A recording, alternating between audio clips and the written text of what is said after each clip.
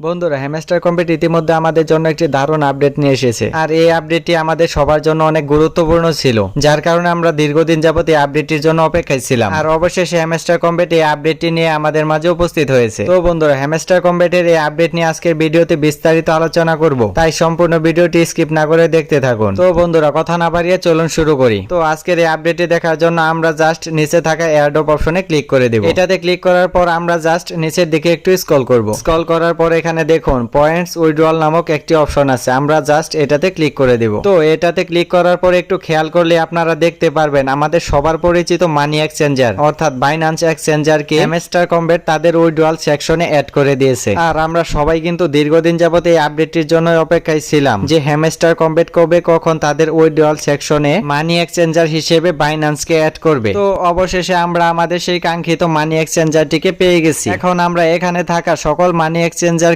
Exit করে শুধুমাত্র Binance অ্যাকাউন্টটিকে connect করব। তো এটা করার জন্য আমরা এখান থেকে জাস্ট বাইন্যান্স এক্সচেঞ্জারে ক্লিক করে দেব। এটাতে ক্লিক করার পর আপনাদের সামনে এমন একটি পেজ শো করবে।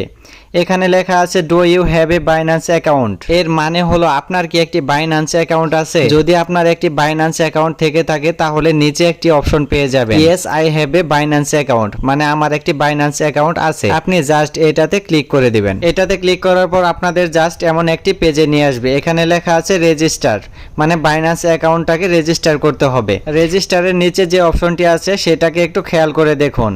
সেপ্টেম্বর 13 ডিপোজিট স্টার্ট, মানে আজকে সেপ্টেম্বর 13 তারিখে ডিপোজিট চালু করে দিয়েছে, অর্থাৎ আপনি চাইলে আজকে এখান থেকে ডিপোজিট করতে পারবেন। এবং এখানে থাকা তৃতীয় অপশনটিতে অনেক গুরুত্বপূর্ণ একটি তথ্য দেওয়া আছে আমাদের জন্য। সেপ্টেম্বর 21 ডিপোজিট এন্ড, মানে সেপ্টেম্বর 21 তারিখ পর্যন্ত আপনি এখান থেকে ডিপোজিট করতে পারবেন। এর পরবর্তী সময়ে আপনি এখান থেকে কোনো প্রকার ডিপোজিট করতে পারবেন না। তাই যত সম্ভব আপনি সেপ্টেম্বর 21 তারিখের আগেই এখান থেকে ডিপোজিটটা করে নেবেন। তো বন্ধুরা, আজকের আপডেটটি এই পর্যন্তই। ভিডিওটি ভালো লাগলে একটি লাইক এবং চ্যানেলটি সাবস্ক্রাইব করে দিবেন। আর যারা ফেসবুক থেকে দেখছেন তারা প্লিজ পেজটি ফলো করে দিবেন।